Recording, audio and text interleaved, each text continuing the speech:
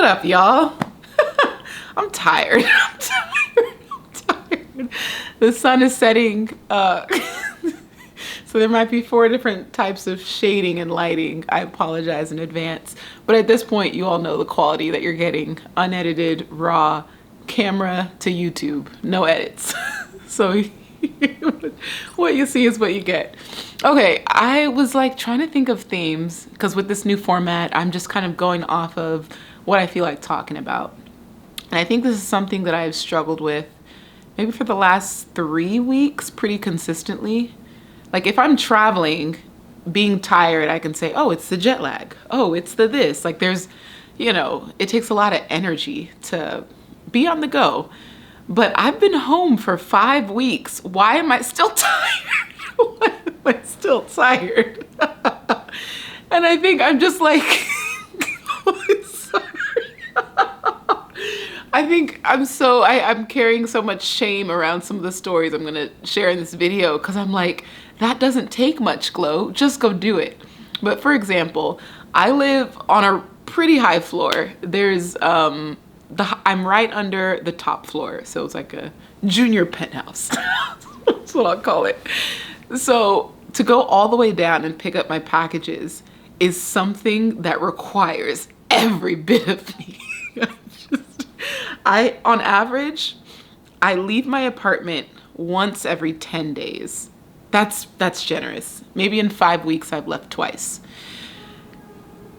I'll pick up my packages if I have to. And then this building, because our mailing room, like they try to have it cleared out consistently. If a specific unit number hasn't picked up their packages in more than a week, they start like targeting you with these like passive aggressive mass emails, and then they'll specifically email just you like, Trick, pick up your package. But when I'm gone, I can always let them know like, hey, I'm gone for 5 weeks, and so don't email me or don't get mad if I don't pick up my packages. I'm literally just not here. So something small like that, and I don't even know. Okay, let's talk it through just in real time. To go downstairs, the first fear is running into people. Nothing wrong with people, but talking. I think it only needs to happen once, where you run into someone, and there's no one specific, but it's just like you don't want to talk. It's just a non-talking day, a non-verbal day. Sometimes, like if I'm talking with Stefan, that's the first time I'm communicating out loud.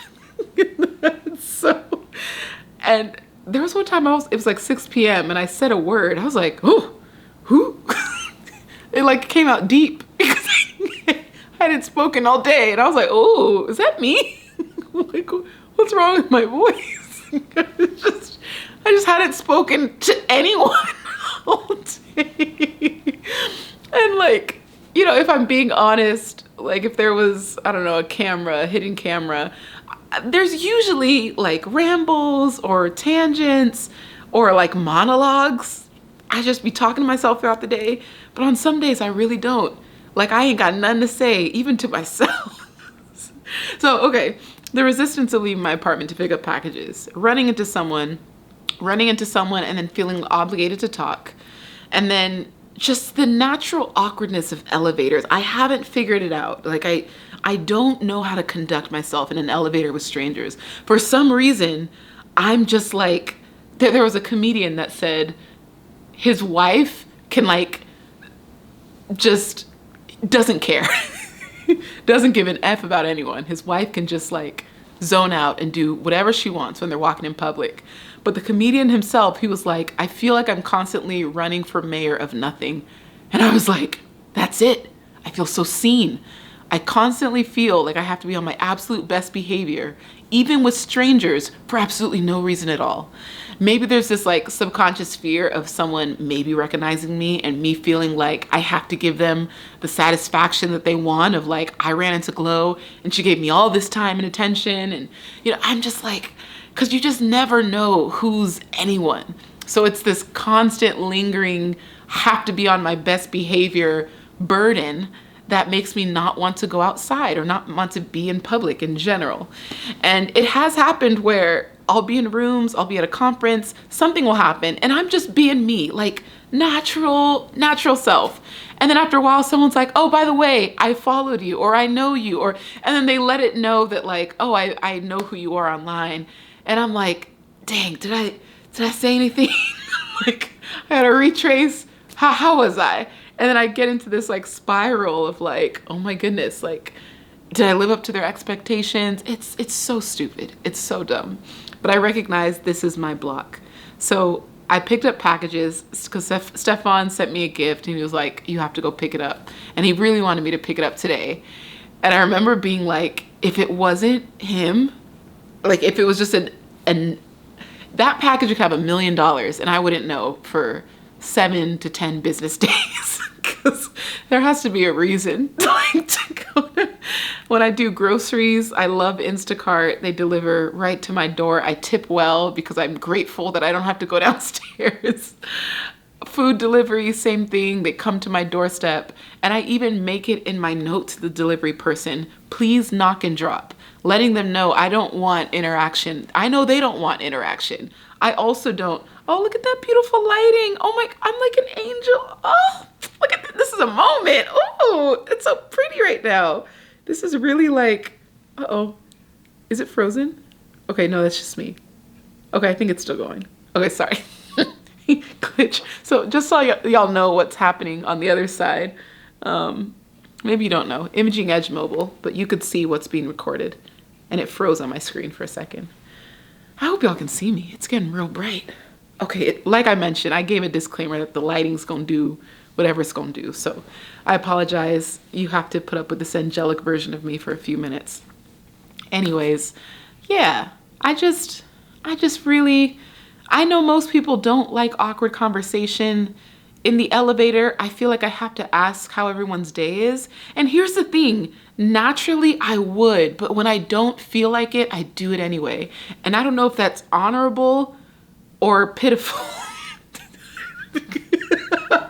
Like, Glow, you're allowed to have a bad day. Am I? I don't know if I am. And if I am, stay indoors. Like, don't. I feel like I have to be on my best behavior. I have to make everyone's day better around me. I recognize fully this is a trauma response to something. We all had messed up. No, let me not project. I had a messed up childhood. I had a lot of stuff to work through.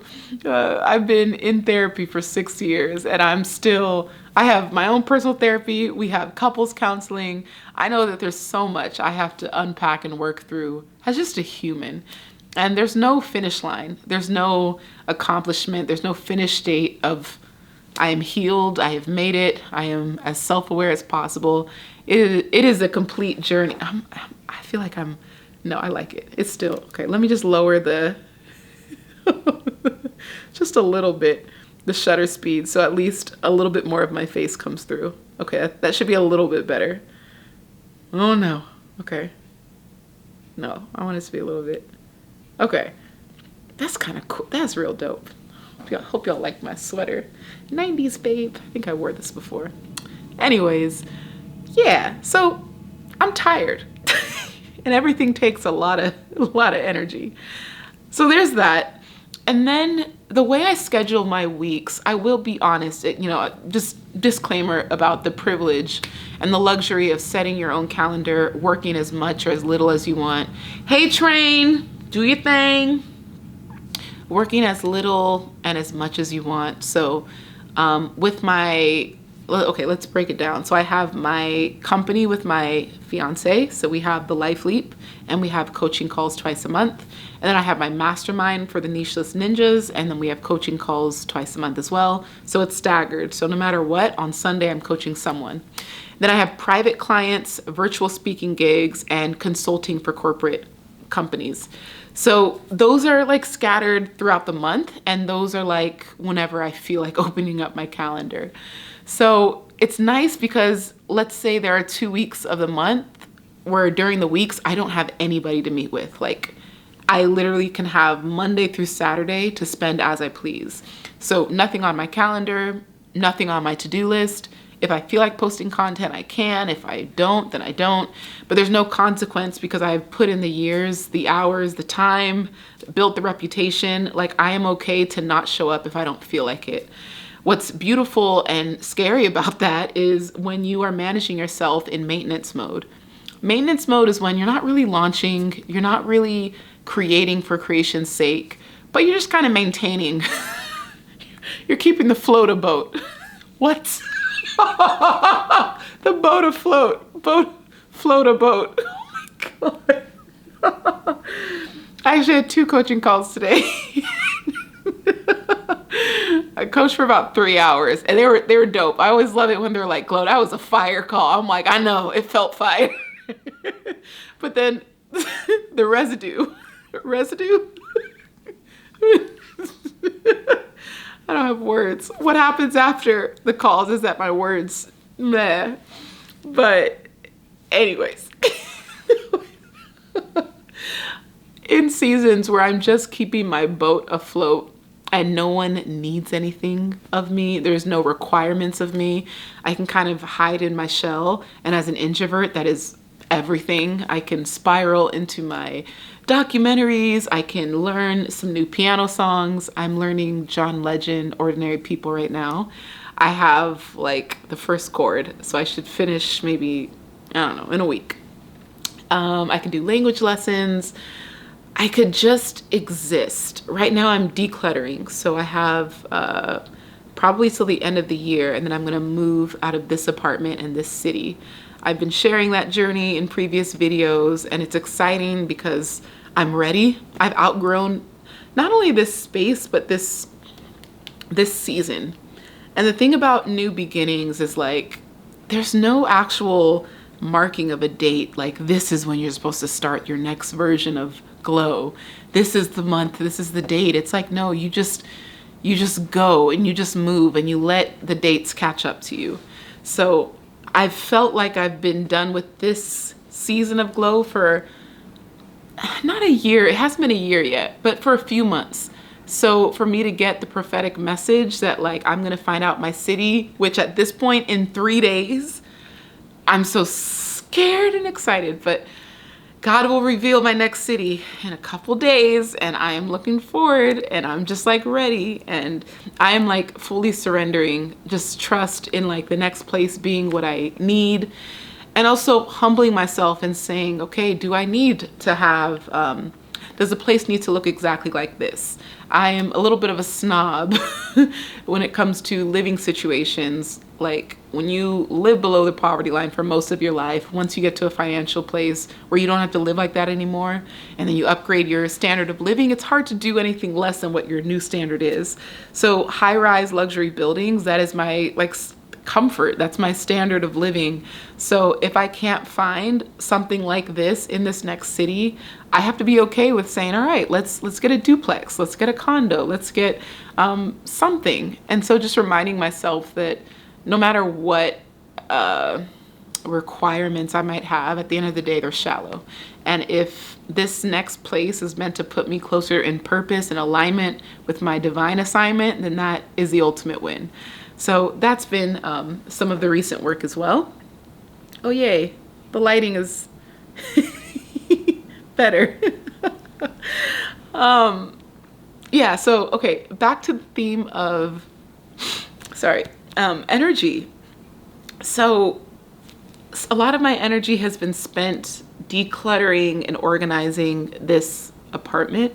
And it's interesting, sometimes I'll come across like a plane ticket to Sri Lanka from 7 years ago, and the average person would throw that away. But the sentimental hoarder inside, within, I'm like, but how cool to make this into a collage 50 years from now, remembering all of my adventures. Like, I just turn everything into a moment, into a fantasy. I'm like, Glow, let it go. Throw it away. And thank God Stefan's not here, because he's so much better at organizing and decluttering than I am. And here's a funny realization that I realized. I am really good at the presentation.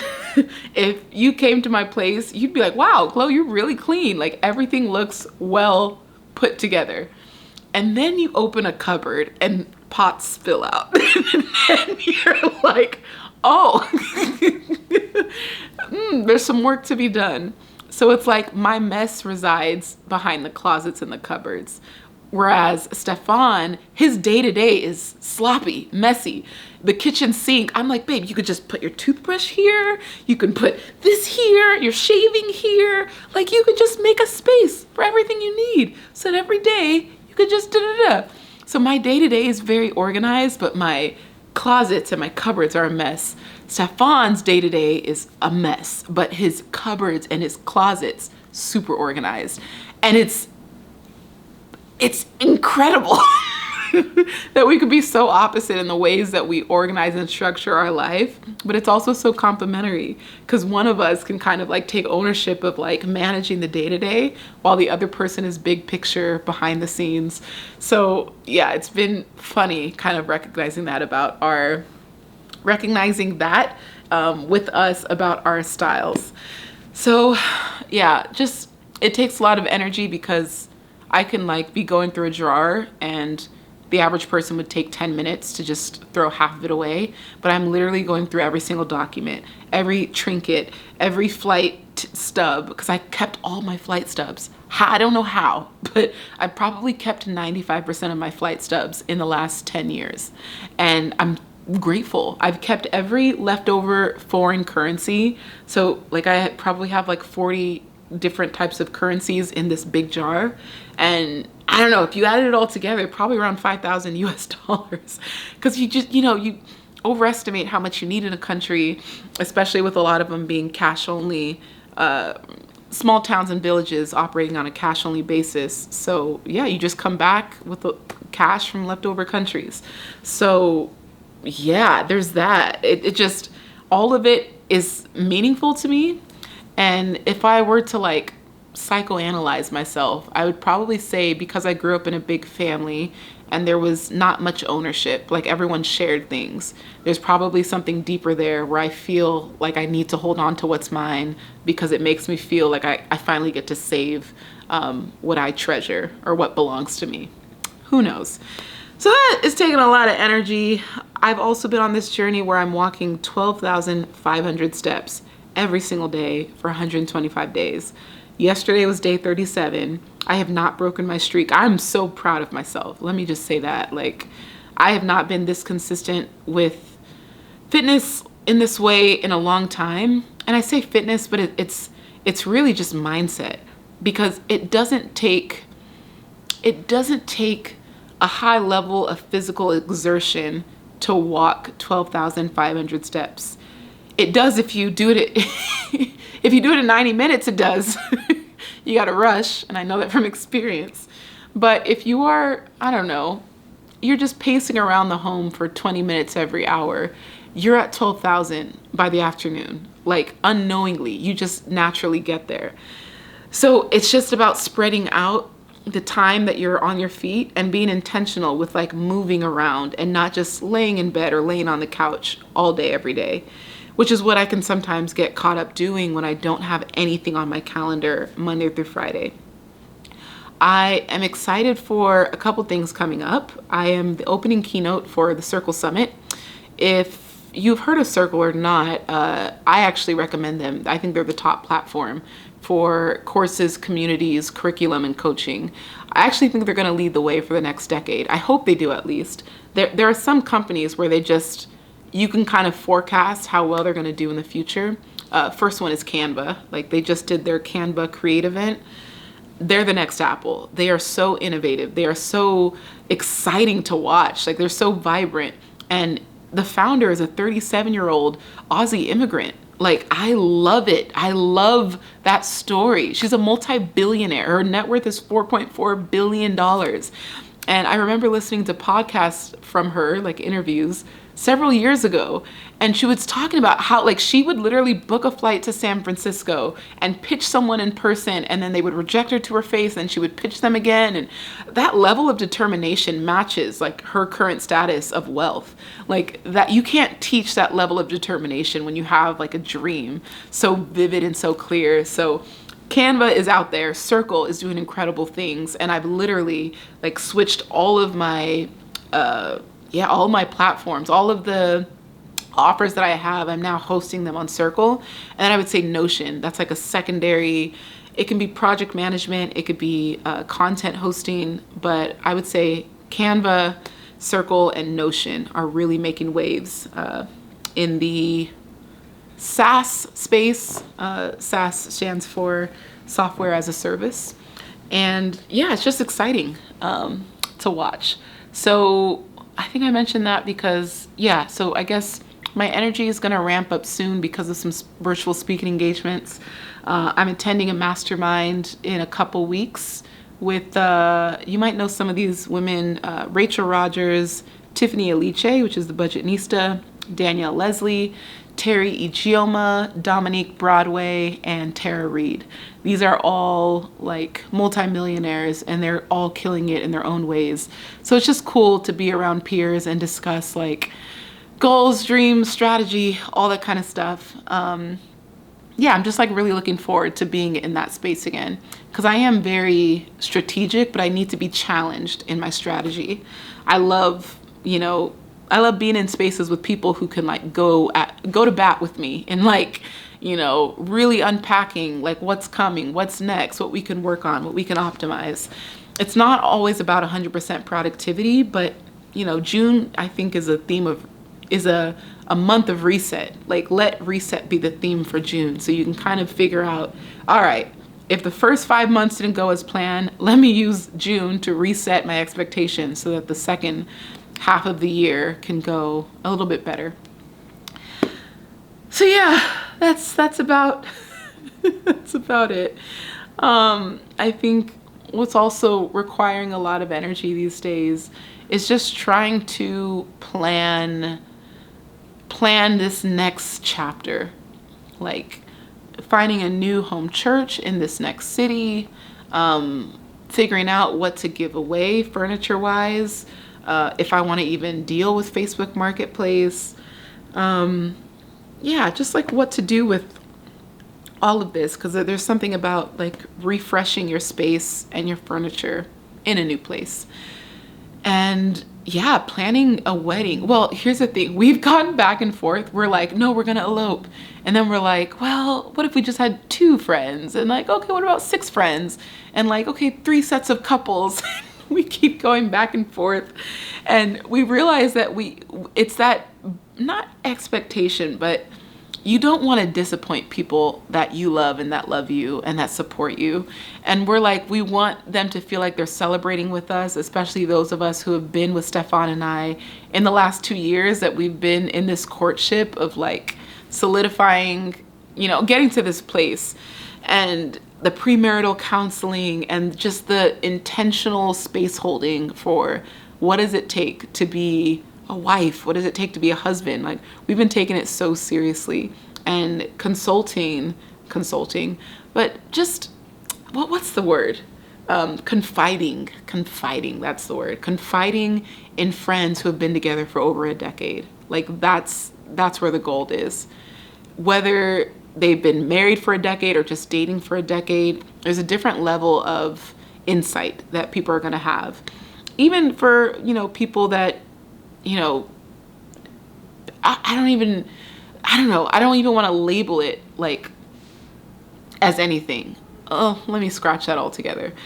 So yeah, we are just trying to figure out, do we want to do a destination wedding that's like small and then just elope? And like, we're thinking that the elopement, like you have the photographer, the minister or the priest, and maybe a videographer. So like 3 people. I don't know. Or just someone has to witness it. The witness, that's right. And then after that, and then it's like, do we do the honeymoon and then do the celebration? I don't know. It feels like a lot of management. I just don't want to manage anything. But I love it because Stefan's so supportive of whatever it is that I want to do. And I'm just always mindful as well that he's an only child, so he only gets this, or his, parents, his family, his friends only get one. So I just want to make sure I'm honoring, you know, his culture and what he desires. And, you know, it's so weird because it's like we put so much pressure on ourselves to make these milestones be, feel, and look a certain way. But at the end of the day, all that matters is the people involved in accomplishing the milestone. So just keeping that top of mind and knowing that no matter what, we could always do something small now, and then, I don't know, 2 years down the line, or rather 3 years down the line, we can do like a 5-year celebration. Or 7 years down the line, we could do a 10-year celebration. Like, and in that way, we can go all out, you know? So I'm also keeping that in mind, recognizing the preciousness and delicacy of the present and how nothing is guaranteed, nothing is expected. Life is so fragile. And yeah, it's a blessing overall. Okay, I've yapped enough. I hope there was something coherent in this video. Overall, what I'm doing for it, I guess, yeah, let me give you something actually valuable to take away from this. I've always learned about vitamin D and how just put yourself in the sun every morning and let your body photosynthesize. Like, just let your body wake up, face the sun, wake up, and let your body acclimate to, like, all right, it's daylight. I think that's a big reason why having a city that is in a mostly temperate temperature, in a climate that is reasonably sunny year round. I really need to wrap this video up. So vitamin D, make sure those are high. Vitamin B12, that's also a great energy supplement.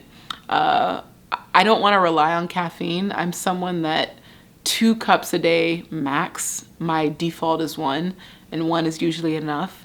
But I don't want to be caffeine reliant. So I try to be mindful there. And then, of course, protein. Like, if you're nutrient deficient, you're going to feel weak. And I'm just like, I don't count my macros, but I do use the app MyFitnessPal just to see the macros breakdown. And macros is just like a compilation of, like, okay, how much fat, net carbs, and protein how many grams of each did I take? And what's the balance percentage for someone of my size? Like 20% of my daily intake for carbs or just food should be protein. So just looking at that breakdown is helpful, so I can always see where I'm lacking or where I need to balance myself. And of course, the most important thing is sleep. Like, I think I'm averaging about 7 hours. Ideally, I'd like to be at 9 again. On a healthy night, I get 8, but on a day where I'm like, I don't do my routine, I kind of haphazardly wake up, I know I should sleep more, but I get up anyway because I have to pee, and then, you know, it kind of doesn't give me like a deep, solid, strict routine. So I'm gonna really challenge myself to get 8 hours all week so I can really lean into, the deep rest that's required to function as a human. It is exhausting to live. Okay, this camera's gonna cut out probably in a minute. So that's it. Get your sun, get your vitamin B, get your vitamin D, get your vitamin B, and get your sleep, girl, boy, anybody. I appreciate y'all watching. I appreciate that these rants are something that you're still tuning into. And yeah, shout out to the consistency of keeping these weekly diaries going. I will see you next Monday. Have a beautiful week.